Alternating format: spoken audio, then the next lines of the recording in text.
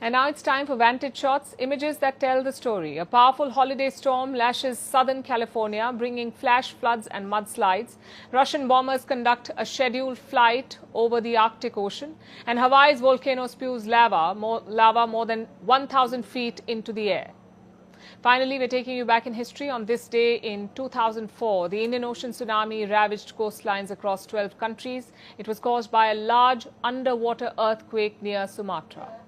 The tsunami caused widespread destruction and claimed more than 200,000 lives. It remains one of the worst natural disasters on record. We're leaving you on that note. Thank you for watching. Have a great weekend.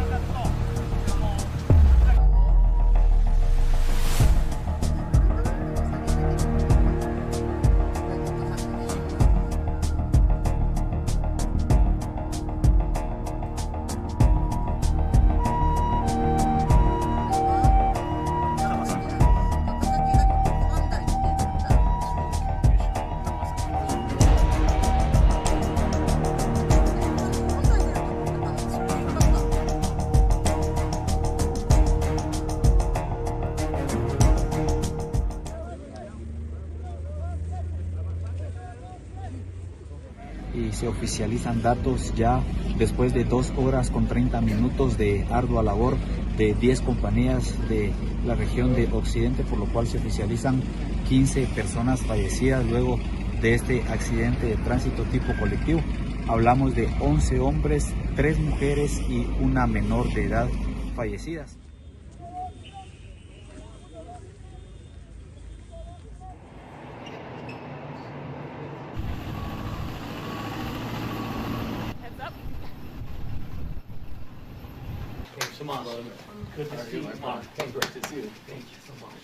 We provided military assistance, further military assistance.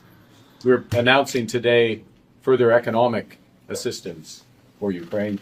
$2.5 billion worth of economic assistance. Under President Zelensky's leadership, we have the conditions, the possibility of a just and lasting peace. But that requires a willing Russia. And the barbarism that we saw overnight, the attack on Kyiv, shows just how important it is that we stand with Ukraine during this difficult time, and that we create the conditions for this just and lasting peace and a true reconstruction. This attack is again Russia's answer on our peace efforts, and it's really showed that Putin doesn't want peace. Last weeks we had good steps in diplomacy, Yes. but we can't live in the illusion that it gives us possibility to have less air defense. With Russia, it doesn't work. So thank you very much, Mark, for this meeting. We'll have bilateral, and as you said, we will join our European friends. And tomorrow I will have, I hope, very important and very constructive meeting with President Trump. Tensions between Saudi Arabia and Yemen separatists is escalating by the hour. Thousands of Saudi-backed fighters are amassed near Yemen's border. Saudi's Defense Minister Prince Khalid bin Salman called on Yemen's Southern Transitional Council to withdraw from the governorates of Hadramaut and Mahra and hand over power to local authorities. Supporters of Yemen's main separatist group, the Southern Transitional Council, or the STC, are rallying on the streets of Aden. This after the STC claimed advances in eastern provinces of Hadramaut and Mahar.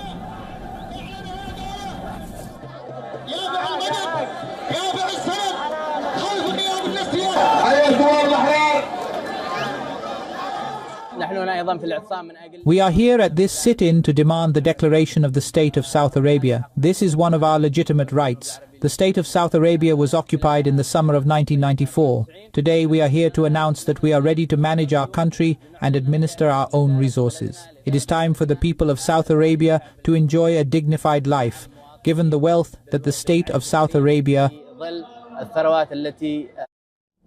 The development comes a day after reported Saudi airstrikes on separatist positions in Yemen's Hadramaut province. The spokesperson for Saudi-led groups, General Turki al-Malki, said they would act directly and at the appropriate moment to protect civilian life. Since then, Saudi has reportedly conducted airstrikes on STC positions in southern Yemen, including the Hadramaut province. Presently, there are three major factions who have carved up Yemen between themselves. They are the Houthis, who control the capital and most of the northwest. There's an internationally recognized government which controls the north-central regions and some coastal areas in the southwest. And then you have a huge swathe of land controlled by a group called the Southern Transitional Council. On Friday, the STC and its supporters warned that they remain undeterred and continue to advance in the Hadramaut and Mahra provinces. We are ready to die, even if they strike us with missiles, tanks, or anything else. We want our southern state that was stolen and looted. In recent weeks, separatists backed by the United Arab Emirates are seeking to revive the formerly independent state of South Yemen, have made territorial gains. Their recent advances are leading to questions surrounding Saudi Arabia, the heavyweight which supports internationally recognized Yemeni government. Imagine Saudi Arabia launches an airstrike, but the target doesn't back down. Instead, it openly defies Riyadh. This isn't about the Houthis. This time, Saudi Arabia is facing a rebellion from its own former ally. Yemen's fragile balance is crackling again. And here's what we know about what's happening. The Southern Transitional Council of STC, a powerful group backed by UAE, has refused Saudi Arabia's demand to withdraw from Yemen's eastern provinces. These include the Hadramaut and Mahara regions that are strategically critical and rich in resources. Saudi Arabia reportedly carried out airstrikes targeting STC and the positions, hoping for forced retreat.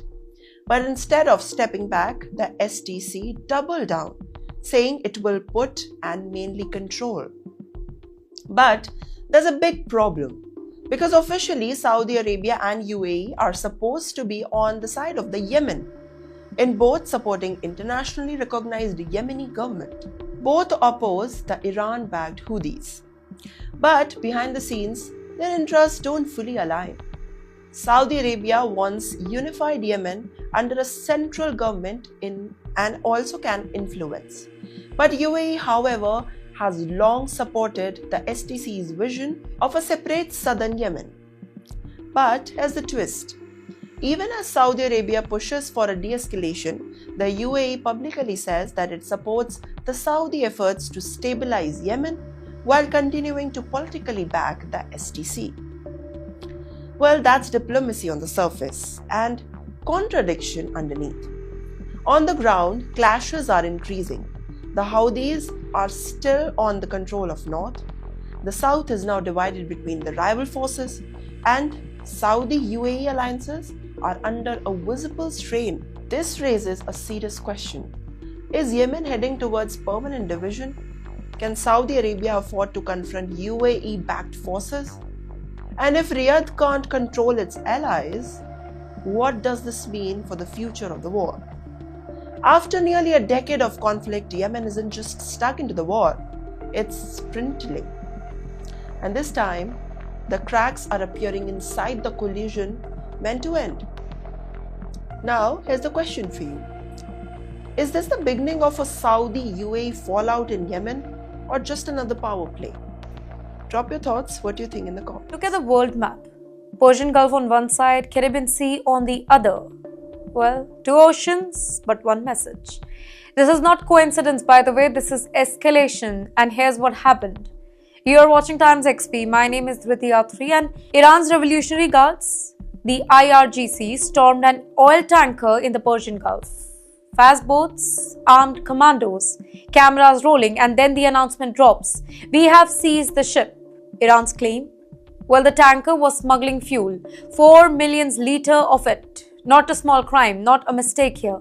According to Tehran, this was an illegal export of Iranian fuel. Now listen carefully, this part matters. 16 crew members were on the boat, all of them non-Iranian nationals. They are detained now, they are questioned, and now part of a much bigger geopolitical game. In fact, Iran releases the visuals. Dark footage, masked men, in fact, weapons visible. Classic IRGC messaging, by the way, but this is not enforcement. This is theater, a message meant for Washington and for the rest of the world. Yes, here's where the story turns. Reports began circulating. This ship may be linked, not officially, not directly, but financially to an American businessman. And all of a sudden, the seizure looks less random, right? Now let's connect the dots very slowly here. Just days earlier, the US seized a super tanker near Venezuela. The ship's name? Bella 1.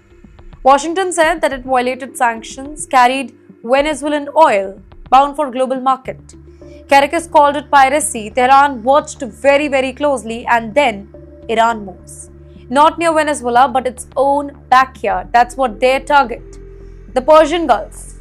One tanker for another tanker, and this is why analysts are alarmed, because this is no longer just about oil, right? Or smuggling or sanctions. This is about control of sea lanes, who can stop ships, who can seize cargo, who sets the rule on the water. Iran's message, quite sharp. If our oil is fair game, yours too. If you seize our ships, we will seize yours. If you tighten sanction, we tighten the choke point. Remember this, nearly 20% of world's oil passes through the Persian Gulf here. Any disruption here shakes global energy market, prices, insurance, shipping routes, every single thing. This is why the world is watching right now, because one tanker seizure, it could trigger retaliation, and one retaliation can spiral. And all of a sudden, the Gulf and the Caribbean are part of the same crisis. Iran calls it law enforcement. The US calls it action. Sanction compliance, by the way, but to everybody else, it looks like a dangerous game of maritime chess. Caracas echoed the sentiments condemning the seizure as theft of the nation's sovereign resources. China's foreign ministry also piled on, denouncing the US interception of vessels as a serious violation of international law. Beijing emphasized Venezuela's right to peaceful economic relations and denounced what it saw as unilateral sanctions and maritime seizures. The comments reflected broader global unease over the scope of US enforcement actions, even among governments that do not align fully with Tehran or Caracas. At the heart of these escalating tensions was a broader strategy by the Trump administration, one officials framed in terms of national security. Washington described itself as targeting revenue streams that underwrite criminal networks, including drug trafficking and terrorism, and as enforcing legally imposed sanctions. The White House argued that unless sanctions were enforced, they would be reduced to mere declarations with no practical effect. Something really big is unfolding in the Eastern Mediterranean. And it's not just about fighter jets flying. Let me tell you what really happened here. According to Greek media, the United States has issued a friendly warning to Turkey. The message? Avoid escalating tension with neighbors, but without being pushy. Yeah, that's right. A warning, but very soft. But the situation is anything but soft here. Let me tell you what really triggered. So on Friday, Greek and Turkish F-16 fighter jets engaged in a dogfight, the first since February 2023. Now diplomats are asking, was this a one-off event, or is Turkey ignoring the US message? Remember here, Turkey is trying to buy F-35 fighter jets from the US, and that makes the warning harder to ignore. Also, there is Russia's F-400 factor. Turkey is even reportedly ready to give up Russian F-400 anti-aircraft missile that it once proudly bought. A move previously seen as humiliating and impossible. Why now? Because the stakes are high. Keep the S-400, risk angering the US, return them, stay in good grace, and secure advanced jets. A tough choice, but that is geopolitics, right? And also, talking about Greece, then that factor also matters here. In the meantime, Greece is flexing its own military muscle. The country has hoisted the Greek flag on its first Belhara frigate. In fact, Kinmon, a huge milestone as well. After nearly 30 years, Greece is getting a state-of-the-art surface combatant. Now, these frigates, they are stealthy. They are multi-mission warships designed for anti-submarine warfare. Greece plans to buy 4 in total, radically changing the naval power in the entire region. Now, for the Greek Navy, this is a game changer. They can operate comfortably beyond territorial water, maintain a perfect presence in Cyprus as well. After that, they also play a key role in NATO and European Union missions as well. But you know why this matters? Well, the Eastern Mediterranean is now more than a map on paper. It's a high-stakes chessboard. Greece is emerging as a US the natural gas transit hub. International players are watching its ports. Well, it could join the India-Middle East-Europe corridor as well. Control of the seas here isn't just about military power, it's about trade, it's about energy, and it's about global influence as well. In the end, well, Turkey must tread carefully, balancing its defense deals, regional ambitions, and the US relationships. Greece is upgrading its navy, strengthening Western alliances. The US is trying to keep peace, but also protect its strategic interests.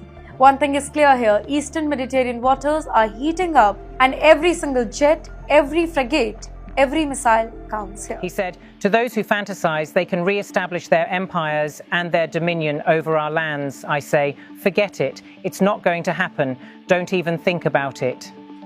The words, delivered by Israeli Prime Minister Benjamin Netanyahu at a strategic summit in late December 2025, echoed beyond the ornate hall where leaders of Israel, Greece and Cyprus had gathered to keynote a new chapter in regional cooperation. Against a backdrop of shifting geopolitical currents and intensifying competition among global powers, Netanyahu's remarks were a forceful affirmation of sovereign resilience. The historical resonance of his language reached back centuries to eras when empires left their mark on the Mediterranean's shores. Even as his words pointed firmly toward the present and future, the emphasis was unmistakable. No external power in the modern era would be permitted to undermine the autonomy of these three nations, nor disrupt the stability they are striving to build together.